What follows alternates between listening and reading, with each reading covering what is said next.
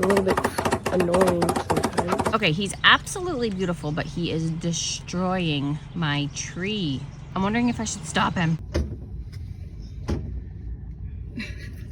I just don't want him to... Stop it! Stop.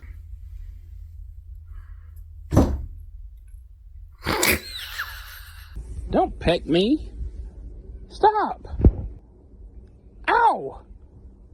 There's a woodpecker in the fireplace. My neighbors complained about my dog, but now they have a woodpecker on their chimney. Let's see if it does it again. It's all gone. The sewer feeder is gone. It was right there. And now it's in the woods somewhere. Look at how big it is. It's a woodpecker.